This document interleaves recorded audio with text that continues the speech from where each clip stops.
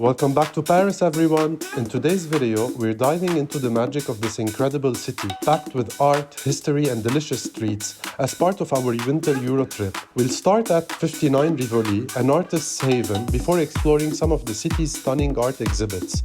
And of course, no trip to Paris is complete without a little Emily in Paris magic. So sit back, relax, and join us as we uncover the charm and beauty of Paris. So bonjour guys, we are in Paris. It's been a while. Gio and I are back in Paris. We've got a lot of things lined up for this season. We're kicking things off with 59 Rivoli, which is right behind me. It's a contemporary art museum with a modern twist. It's been a while since we last shot a vlog because of all the BS that's been happening in our region or in our country basically. But we don't want to get into that, so let's get into 59 Rivoli. So just to tell you a little something about this place was abandoned before artists overtook it and turned it into an artist haven kind of place. The staircase is getting narrower and narrower.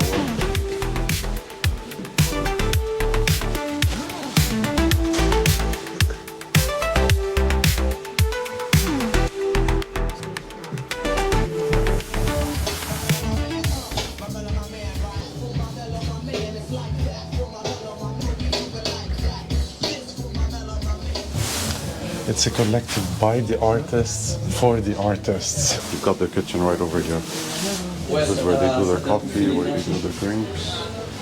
And like every part of this place is covered with art. And you can like take it, you can display your art here as well.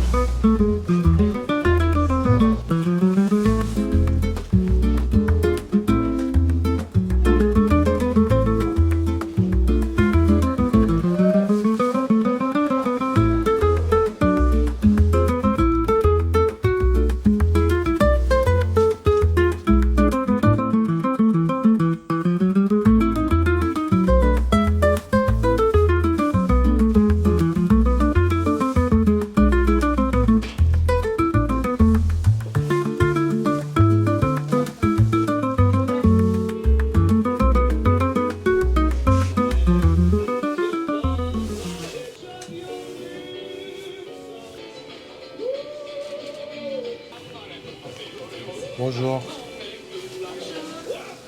Alors, j'ai choisi celle-là. C'est super beau, courage. Eh ben merci. Et ça c'est ma carte, il y a Instagram dessus. Parfait. Parfait. Merci. Beautiful. Bonjour.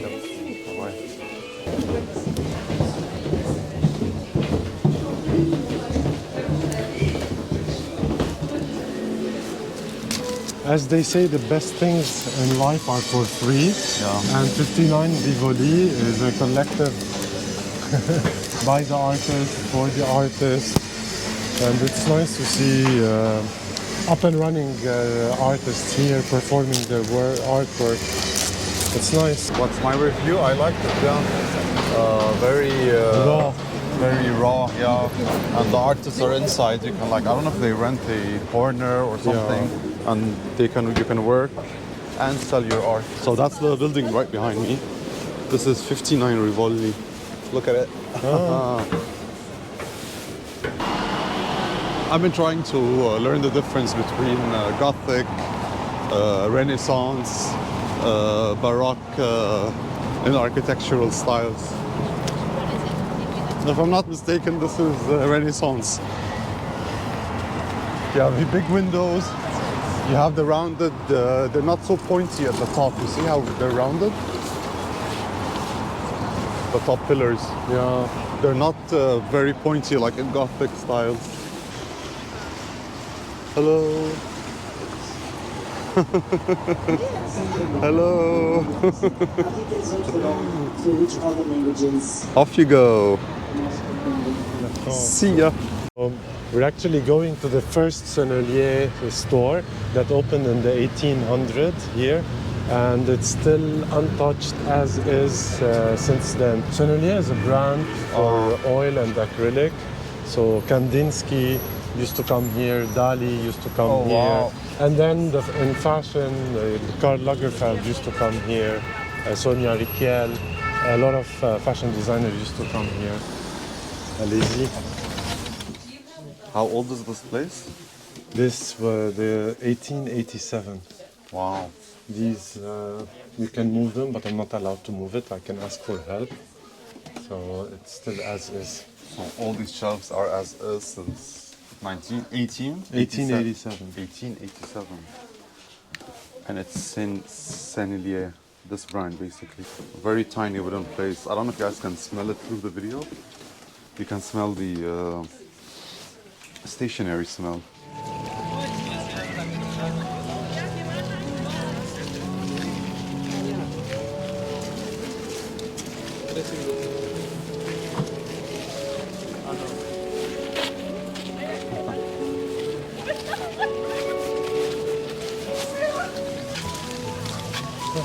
This is beautiful. We've got Adele playing in the background. We've got... The weather is nice. That's probably the boyfriend.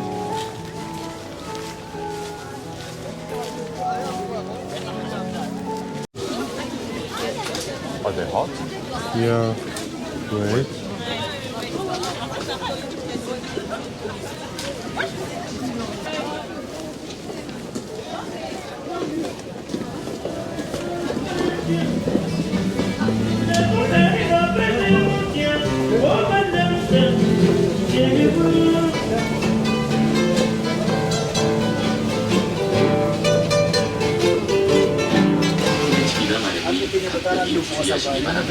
Beware of pickpockets.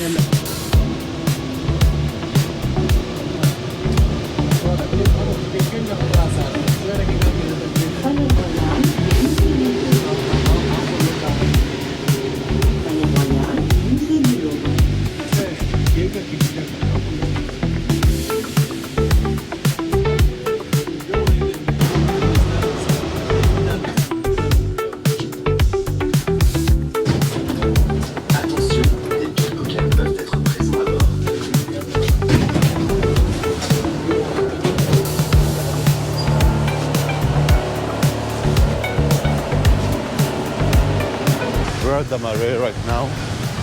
We have Centre Pompidou, Surrealism exhibit to go through. And this is Paris and the Musée this morning.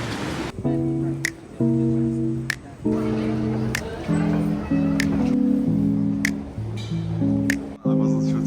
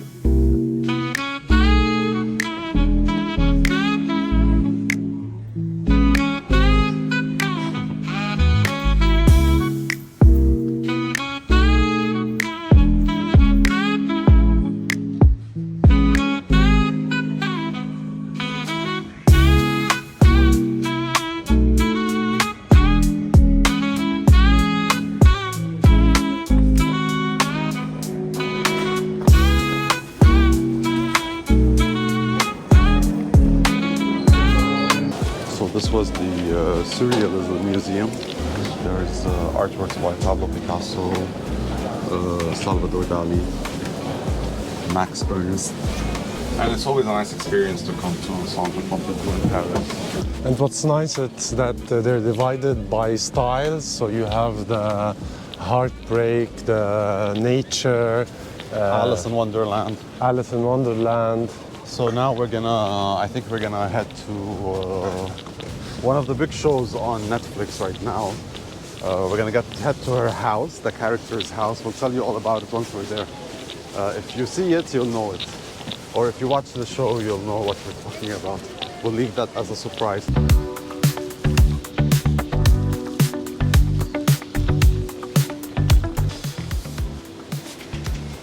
So if you guys watch the Netflix show, Emily in Paris, this is behind me. That behind me is Gabriel's restaurant. And this is Emily's in Paris, her house. But I'm sure it's not the same building inside in the show. It's definitely not. It's just the facade. Maybe the stairs inside. All right, I guess we're gonna go home now, catch a break, and we'll see you guys later.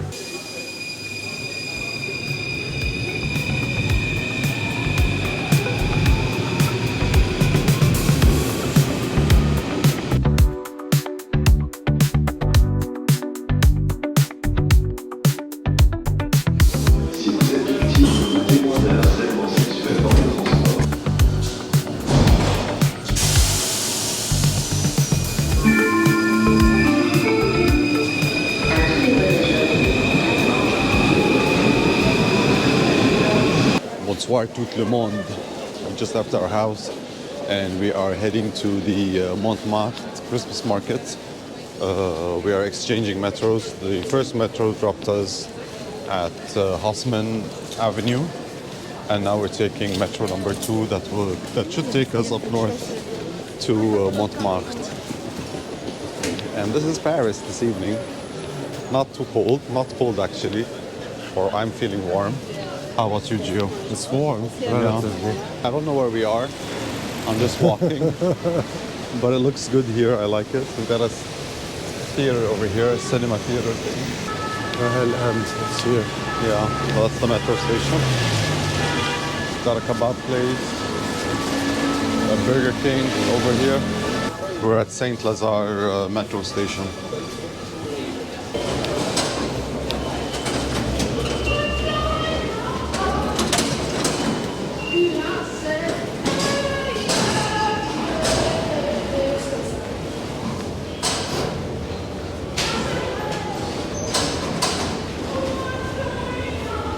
What's going on? Wow. Yeah.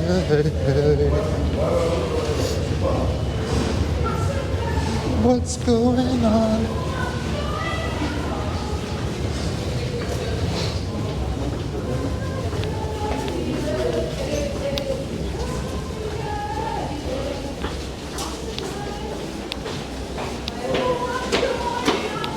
What's going on? We're gonna follow her?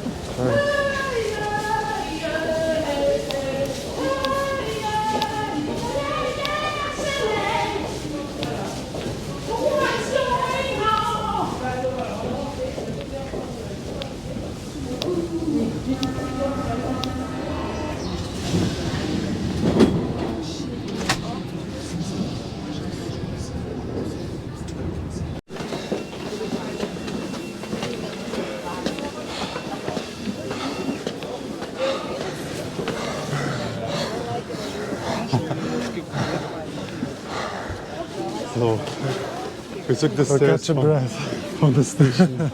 at Abbas station. Everybody was lining up to go into the elevator. And we were like, what the hell's wrong with these people? Let's take the stairs. Apparently, It's like so 10 deep floors. down. It's like 10 floors. You have to go up the stairs. In rotation, in circle. Bonsoir.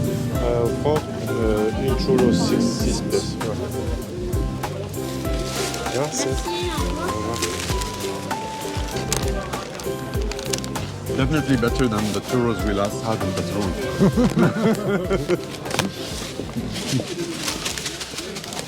I think it has to do with the temperature of the oil when dropping the dough.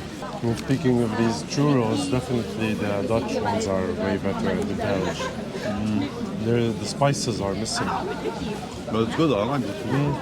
I mean, I can imagine Nicole Kidman sitting on that window singing. Can't you?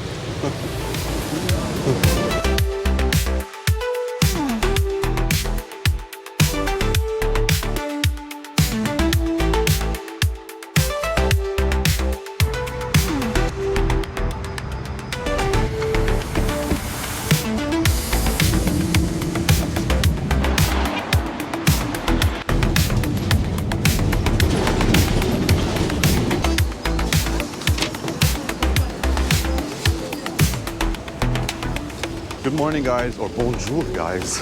So we're going to Musée des Arts or des Arts Décoratifs. Des Arts. Des Arts. Des Arts. Voilà, ça. Musée des Arts Décoratifs. Des Arts Décoratifs. Musée des Arts Décoratifs. It's in the Louvre, which is right facing us over there. And this is the gate, one of the Gabriel. gates for the Louvre. Welcome home. Welcome home. And yeah, it's not the first time we come to the Louvre. Last time we came here, we went to the Mona Lisa side, where the Mona Lisa is displayed, because that's all we wanted to do was to see the Mona Lisa. This time around, we're going to another section of the Louvre, which is the Musée des Arts Décoratifs. Exactly. There you go. I think because the sun is out, people are chilling out in the sun. I didn't study architecture, so I wouldn't know, but judging from what I've been reading lately, this is during the Renaissance era, this building. Correct me if I'm wrong. Also, the windows are kind of big, they're not small, so it's definitely not medieval times. Yeah, and the statues are more, From the church. well, they're normal people. It's not gargoyles and... Yeah, gargoyles and grotesques. And you can see there's a lot of decorative design on them. The intimate places of a woman. Here, we're talking about women having a room for their own. So back in the days, people used to live together and sleep in the same room. Only the aristocrats, they used to have their own room. Even married people, they used to sleep each in a separate room. So up until the 18th century, until the word bedroom started to appear. Before that, it was the same room they live in, they sleep in. So the woman started having intimate.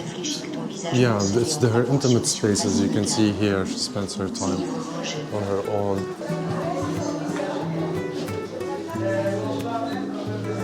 This is 1999. You see how men and women being intimate in their own room, in their own space. So this is John Lennon and Yoko, Frida Kahlo. Painting from his bed. Oh wow. Painting on the wall. Oh, this is Salvador Dali in his bed, yeah. Of course. So as you can see, back in the days, women used to urinate in public and such a thing. Oh wow. It used to be called burdalou. Burdalou. Yeah, so in public, tac, they put it here and they pee. This was a very normal thing. Moving forward in the 18th century, they moved from this to this. But still, they used to do in public. Oh wow, so the pee used to remain in Yeah. here. The bidet. Bidet. But even before that, this is crazy. In public, in front of everyone, you know?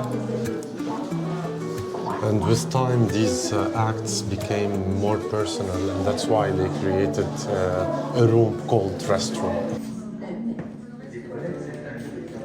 It's a bit tricky, as you can see here. They put this around that area, and they urinate just like men. It's like entonnoir, Yeah.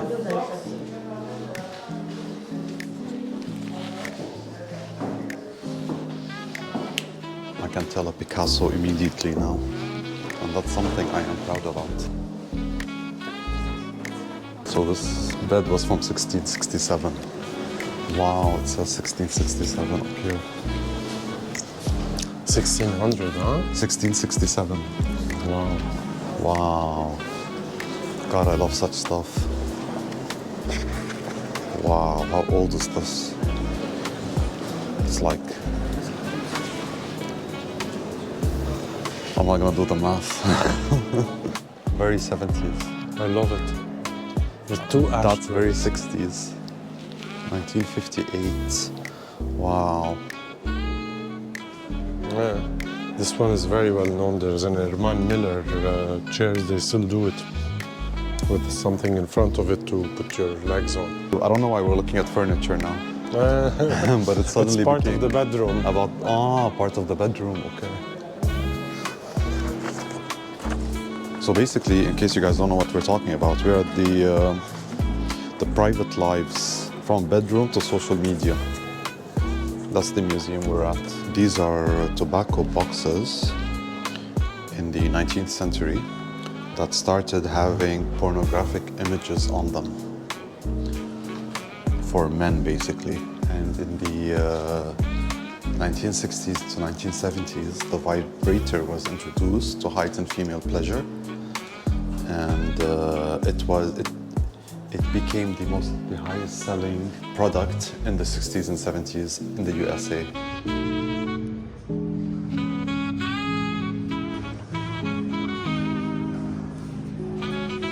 Well, in two words, it's about intimacy from back in the days up to social media, and how intimacy is gone with social media. Yeah. It's nice.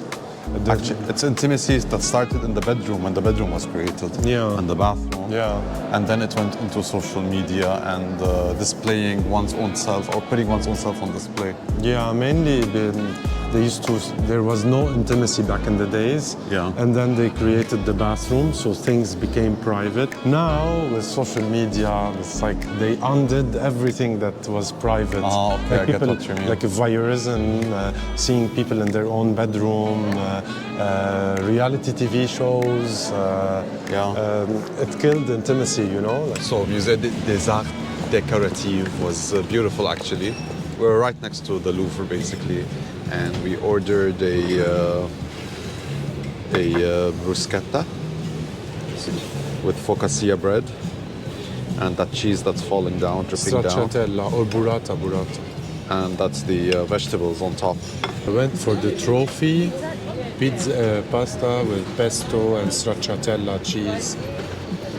And Nabz went for a classic margherita, which they won't cut it for you, you have to cut it yourself. Just playing it safe, so margarita is the safest option. Bon appétit. Merci. So we did some shopping. Some good shopping. Some good shopping, actually, but we stuffed it into our bags and our backpacks.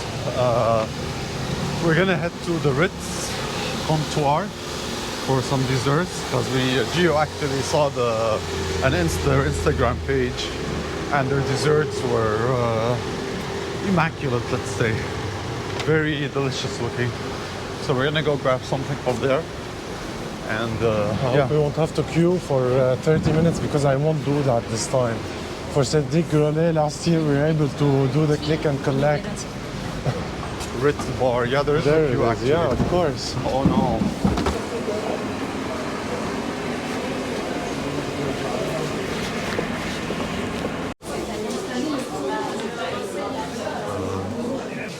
The eclair? That's the millefeuille to go. Oh my god. Easy to eat. Definitely, that's enough for me. You got two? One. No, get one from this and Okay. something else to share. So this is the Ritz Comptoir. Bonjour. Alors on prend une millefeuille et une au lait classique.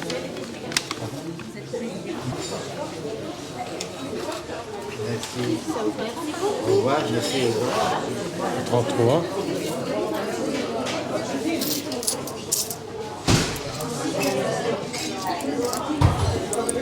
Hop. Merci. You can even take cake from here. And tea as well. Nice. Wait, let me see. Nice.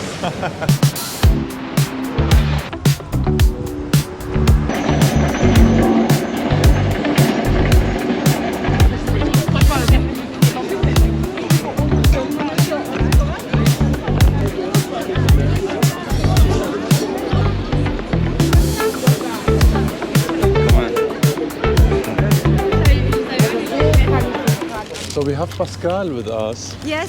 Pascal, let's, Welcome to Versailles. the palace that King Louis XIV built to show how fancy and exquisite Paris or France is. What up, Marie Antoinette? What up? You're making us walk. And they accused her of saying, The fair. let them eat cake. Pascal is our friend. She lives in Paris for 6 years now.